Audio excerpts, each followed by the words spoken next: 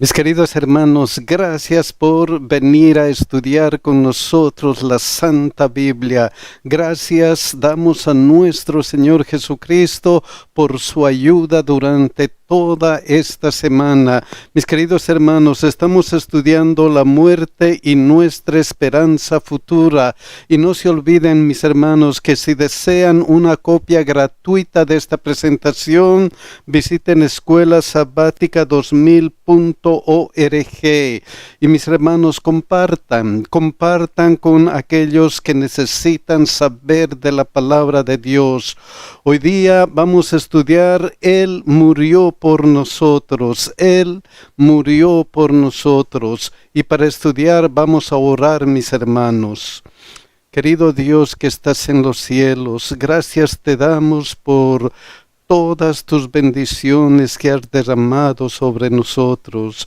Gracias, Señor, porque vamos a estudiar tu Santa Biblia. Ayúdanos, Señor, a comprender. Ayúdanos, Señor, a hacer decisiones de vida eterna al escuchar tu Santa Palabra. Y sobre todo, Señor, ayúdanos en todas nuestras necesidades físicas, mentales y espirituales. De una manera especial, cuida de nuestros hijos, te lo rogamos en el nombre de Jesús. Amén. Él murió por nosotros. El versículo de memoria está en Juan 3, 14 y 15. Miren lo que dice.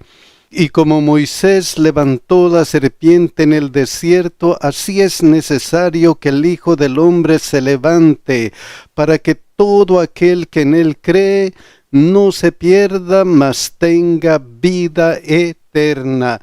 No se pierda, mas tenga vida eterna.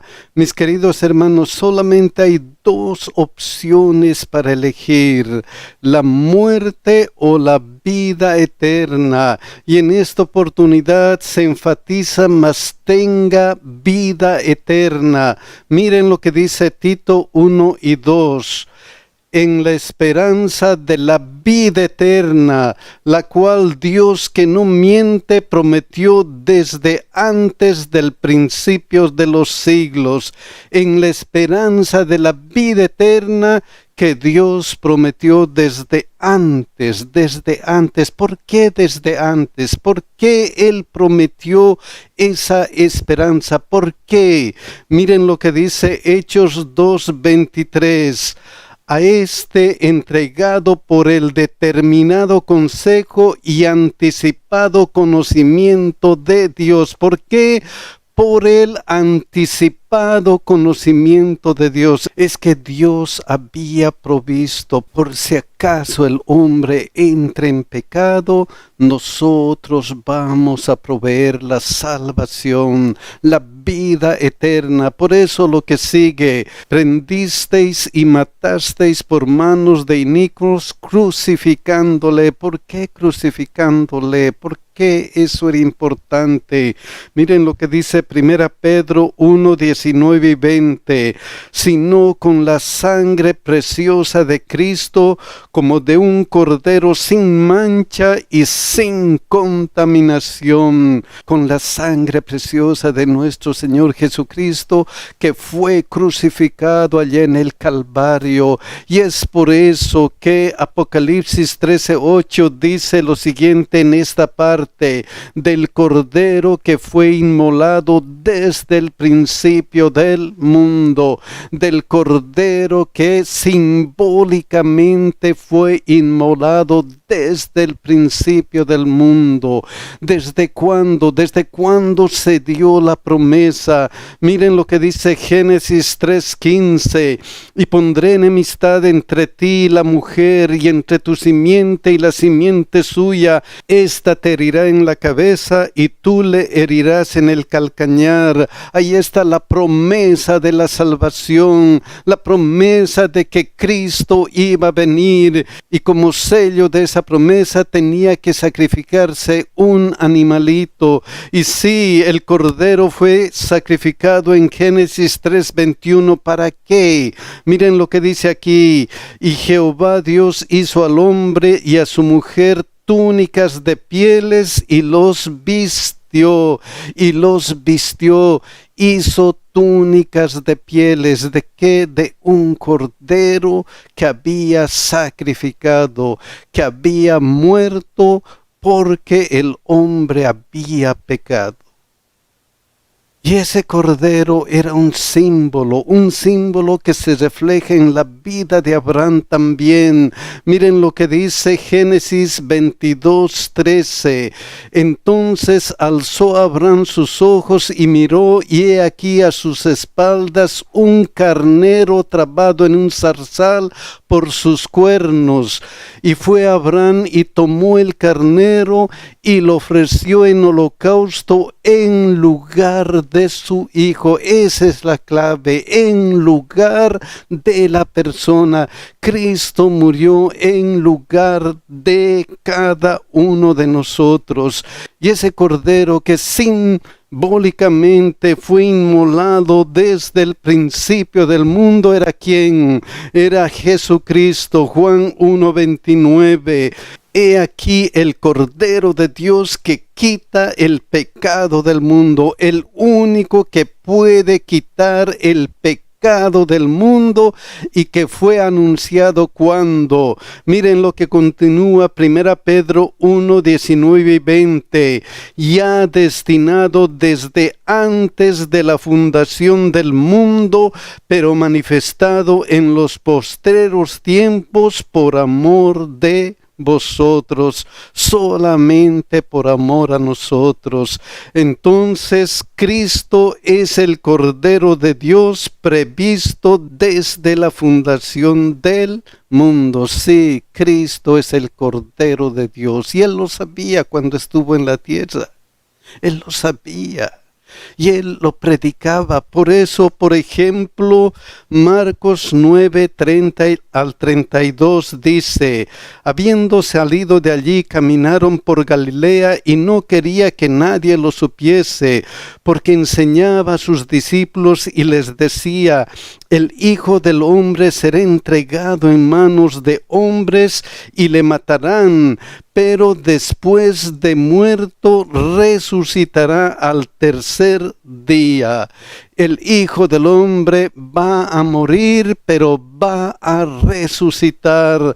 Miren lo que dice Mateo 17:22 y 23. Estando ellos en Galilea, Jesús les dijo: el Hijo del Hombre será entregado en manos de hombres y le matarán, mas al tercer día resucitará. Él estaba seguro de lo que estaba diciendo. El Hijo del Hombre va a morir y va a resucitar. Miren otro ejemplo, Mateo 16:21 al 23. Desde entonces comenzó Jesús a declarar a sus discípulos lo que le era necesario ir a Jerusalén y padecer mucho de los ancianos, de los principales sacerdotes y de los escribas, y ser muerto y resucitar al tercer día. Y resucitar al tercer día. Cuando estudiamos estos pasajes nos damos cuenta que Cristo estaba aquí para morir de acuerdo a lo que decía la Escritura por cada uno de nosotros. Pero había un problema entre los discípulos. A pesar que habían estado con Jesús, a pesar que Dios les había enseñado la Escritura, a pesar que Dios les había dicho: esto es lo que va a ocurrir de acuerdo a la Escritura, ¿qué pasó con ellos? En este caso, miren lo que dice: pero ellos no entendían esta palabra y tenían miedo de preguntarle. Qué pena, no entendían esta palabra. Y es más, lo peor, tenían miedo de preguntarle. En esta otra ocasión, ¿qué pasó? Y ellos se entristecieron en gran manera. ¿Qué pasó? Se entristecieron porque Jesús le estaba diciendo, esto es lo que dice la Biblia y esto es lo que va a ocurrir. En este otro caso, miren lo que sucede. Entonces Pedro, tomándolo aparte, comenzó a reconvenirle diciendo, Señor, ten compasión de ti, en ninguna manera esto te acontezca. ¿Qué estaba pasando con los discípulos? ¿Por qué ellos, a pesar de que conocían la Biblia, conocían lo que decía la Biblia, estaban actuando de esta manera equivocada? ¿Qué estaba pasando? Miren lo que dice Lucas 24:21, y esto es peligroso. Miren lo que dice, pero nosotros esperábamos que Él era el que había de redimir a Israel. Pero nosotros, ¿qué? Esperábamos. Nosotros pensábamos que Jesucristo iba a venir como el libertador de Israel, como el Rey de Reyes de Israel. Qué pena, Jesús tratando de enseñarles qué es lo que iba a pasar con él, recordándoles la Escritura, esto está escrito. Pero ellos estaban pensando en lo que los fariseos habían enseñado. Va a venir un Mesías que va a gobernar y va a librarnos del yugo romano, del yugo de nuestra esclavitud. Va a venir ese Mesías. ¿En quién estaban confiando los discípulos? Pero pensábamos que lo que decían los fariseos, lo que decían los dirigentes religiosos de aquel tiempo, era más verdad que lo que decía Jesucristo. ¡Qué pena! ¡Qué pena! ¿Dónde está fundada nuestra religión, nuestra vida cristiana? En lo que dice la Biblia, en lo que Dios nos ha enseñado a través de la Biblia y de los escritos del Espíritu de profecía, o en lo que dicen algunas personas. ¿Dónde está fundamentada nuestra vida cristiana? Si está fundamentada en lo que dicen otras personas, hay peligro, porque miren lo que dice Jesucristo. Pero él, volviéndose, dijo a Pedro, quítate de delante de mí, Satanás, me eres tropiezo, porque no pones la mira en las cosas de Dios, sino en las cosas de los hombres. Vete, Satanás, vete. ¿Por qué? Porque no pones la mira en lo que dice la Biblia, en las cosas de Dios, sino en lo que dicen los hombres. Cuidado, eso es peligroso, mis hermanos. Debemos ir a la Biblia y nada más que a la Biblia y a los escritos del Espíritu de profecía. Entonces, todos estos pasajes que nos muestran que Cristo iba a morir, es ¿qué cosa? Jesús declaró un prefacio a la cruz. Esto es lo que va a ocurrir. Efectivamente, Cristo murió. Cristo murió. Miren cómo declara eso Juan 19:30. Cuando Jesús hubo tomado el vinagre, dijo, consumado es, y habiendo inclinado la cabeza, entregó el Espíritu. Murió. y otra vez quebró las expectativas de las personas que estaban allí. Miren cómo ellos se expresaron. Mateo 27, 39 al 42. Y los que pasaban le injuriaban meneando la cabeza y diciendo: tú que derribas el templo y en 3 días lo reedificas, sálvate a ti mismo. Si eres hijo de Dios, desciende de la cruz. De esta manera también los principales sacerdotes, escarneciéndole con los escribas y los fariseos y los ancianos, decían: a otros salvó, a sí mismo no se puede salvar. Si es el Rey de Israel, descienda ahora de la cruz y creeremos en Él. Sí, creeremos en Él, que Él se salve, vamos a creer en Él. ¿Podía Él salvarse? Sí. ¿Podía descender de la cruz? Sí. ¿Podía hacer cualquier cosa para salvar su vida? Sí, Él podía salvar, pero voluntariamente no lo hizo. Voluntariamente no lo hizo. ¿Por qué? ¿Por qué no lo hizo? Miren lo que dice Juan 4:34. Jesús les dijo: mi comida es que haga la voluntad del que me envió y que acabe su obra. ¿Cuál era la voluntad de Dios? ¿Qué es lo que ha venido a acabar Cristo? ¿Cuál era la voluntad de Dios? Miren lo que dice Juan 6:40.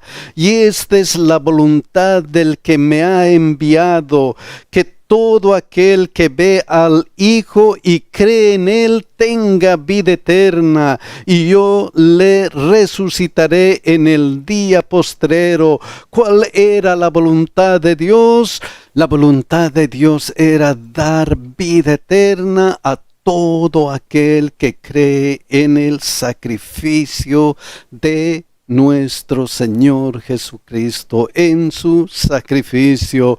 Por eso Mateo 18:11 dice: porque el Hijo del Hombre ha venido para salvar lo que se había perdido. ¿Quiénes se habían perdido, mis hermanos? Yo me había perdido, tú te habías perdido, todos nos habíamos perdido, pero el Hijo del Hombre vino a salvarnos, dio su sangre para salvarnos, y Él, cuando murió, acabó la obra que vino a hacer. Por eso Apocalipsis 7:10 al 12 dice: y clamaban a gran voz diciendo: la salvación pertenece a nuestro Dios que está sentado en el trono y al Cordero.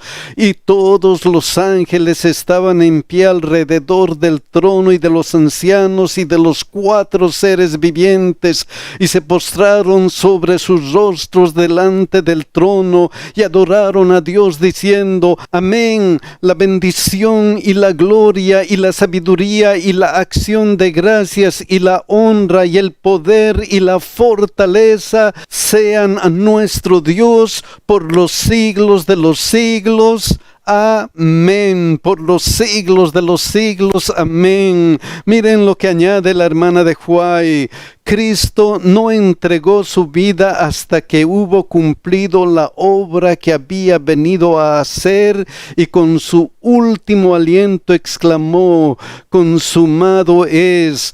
La batalla había sido ganada, su diestra y su brazo santo le habían conquistado la victoria. Como vencedor plantó su estandarte en las alturas eternas.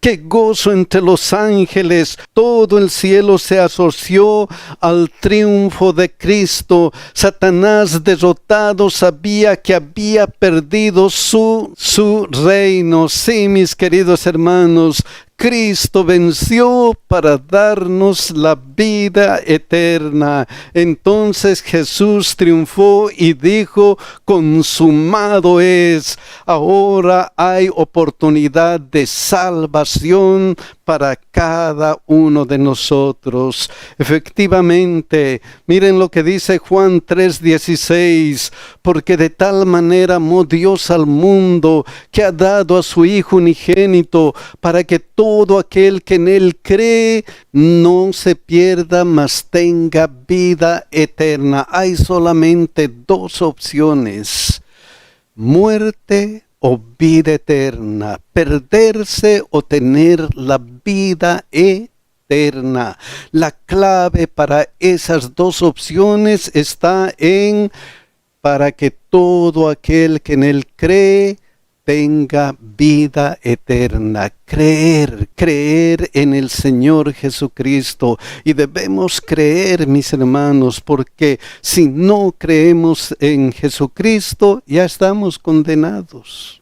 Ya estamos condenados, porque miren lo que dice Juan 3:17, porque no envió Dios a su Hijo al mundo para condenar al mundo, ya estaba condenado, ya estaba destinado a perderse. ¿Por qué? Miren lo que dice Romanos 6:23, porque la paga del pecado es muerte. El mundo ya estaba condenado a la muerte.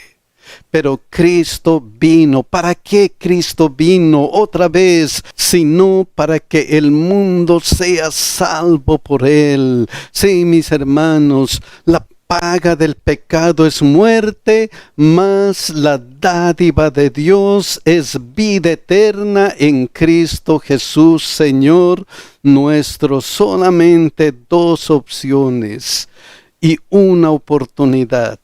Una oportunidad. Cree en el Señor Jesucristo. Juan 3:18 recalca esa verdad. El que en Él cree no es condenado, pero el que no cree ya ha sido condenado, porque no ha creído en el nombre del unigénito Hijo de Dios. Oh, mis hermanos, la palabra clave es cree en el Señor Jesucristo. Cree en el Señor Jesucristo. Y todo este plan se hizo ¿por qué? Se hizo porque, miren lo que dice Romanos 5:8, mas Dios muestra su amor para con nosotros, en que siendo aún pecadores, Cristo murió por nosotros. En que siendo aún pecadores, ¿qué pasó? Cristo murió por nosotros. Oh, mis hermanos, Cristo murió para darnos una oportunidad de vida. Solamente una oportunidad. Si creemos en Él, tenemos ganada la vida eterna. Si no, qué pena de nosotros. Por eso Jesús murió para darnos la oportunidad de tener vida eterna. Todo depende de cada uno de nosotros. ¿Y por qué hizo Dios todo este plan desde el principio de la creación? ¿Por qué hizo Dios todo este plan? Solamente por una cosa. Miren lo que dice aquí. Porque de tal manera amó Dios al mundo, mas Dios muestra su amor solamente porque la cruz es la revelación del amor de Dios. Solamente por eso, porque la cruz es la revelación del amor de Dios. ¿Qué más revela la cruz? ¿Qué más? Miren lo que dice Romanos 3:23 y 25. Por cuanto todos pecaron y están destituidos de la gloria de Dios, siendo justificados gratuitamente por su gracia mediante la redención que es en Cristo Jesús, a quien Dios puso como propiciación por medio de la fe en su sangre, para manifestar su justicia a causa de haber pasado por alto en su paciencia los pecados pasados, para manifestar que su justicia, para ver que Dios es justo. La paga del pecado es muerte. Alguien tiene que morir. Nosotros teníamos que morir. Pero Cristo ha muerto en nuestro lugar para darnos su justicia, para que cuando Satanás nos acuse y diga, este es un pecador, Cristo diga, no, Él es justo, porque yo he muerto por Él y Él ha creído en mí. Oh, mis hermanos, por eso Salmo 85, 10 dice, la misericordia y la verdad se encontraron, la justicia y la paz se besaron. En la cruz se unieron el amor y la justicia de Dios. Miren cómo expresa eso la hermana de Huay. El amor de Dios ha sido expresado en su justicia, no menos que en su misericordia. La justicia es el fundamento de su trono y el fruto de su amor. Había sido el propósito de Satanás divorciar la misericordia de la verdad y la justicia. Procuró demostrar que la justicia de la ley de Dios es enemiga de la paz, pero Cristo demuestra que en el plan de Dios están indisolublemente unidas. La una no puede existir sin la otra. La misericordia y la verdad se encontraron, la justicia y la paz se besaron. Oh, mis hermanos, entonces la cruz es la revelación de la justicia, y la justicia y el amor en la cruz se encontraron para salvarnos a cada uno de nosotros. ¿Qué más? ¿Qué más significa la cruz? Miren lo que dice 1 Corintios 1:18, porque la palabra de la cruz es locura a los que se pierden, pero a los que se salvan, esto es a nosotros, es poder de Dios. La cruz es poder de Dios para nosotros. Miren lo que reafirma Romanos 6:22. Mas ahora que habéis sido libertados del pecado y hechos siervos de Dios, tenéis por vuestro fruto la santificación. Oh, mis queridos hermanos, entonces la cruz es la fuente de poder para romper las cadenas de pecado. Tenéis por vuestro fruto la santificación. Tenéis poder de Dios para vencer el pecado. Eso es lo que significa la cruz, porque sin Cristo nada podemos hacer. Y hay algo más que significa la cruz, y eso está aquí. Tenéis por vuestro fruto la santificación y como fin la vida eterna. Sí, mis hermanos, nuestra meta es la vida eterna. Romanos 6:22 y 23 dice, porque la paga del pecado es muerte, mas la dádiva de Dios es vida eterna en Cristo Jesús, Señor nuestro. La vida eterna es nuestra meta. Tenemos que tomarnos de la mano de Jesús para que nos ayude a ganar la vida eterna. Entonces la cruz es la única esperanza de vida eterna que tiene el ser humano. Algo más. Miren lo que dice Apocalipsis 22, 1 al 3. Después me mostró un río limpio de agua de vida, resplandeciente como cristal, que salía del trono de Dios y del Cordero, en medio de la calle de la ciudad, y a uno y a otro lado del río estaba el árbol de la vida, que produce 12 frutos, dando cada mes su fruto, y las hojas del árbol eran para la sanidad de las naciones, y no habrá más maldición, y el trono de Dios y del Cordero estará en ella, y sus siervos le servirán. No habrá más maldición. Mis queridos hermanos, la cruz es la garantía de que no habrá más pecado en el universo. Es es la garantía de que vamos a vivir felices por la eternidad. Miren lo que dice la hermana de White. No solo los hombres, sino los ángeles atribuirán honor y gloria al Redentor, porque aún ellos están seguros solo mediante los sufrimientos del Hijo de Dios. Es por la eficacia de la cruz que los habitantes de los mundos no caídos han sido protegidos de la apostasía. Es esto lo que efectivamente ha revelado los engaños de Satanás y ha refutado sus afirmaciones.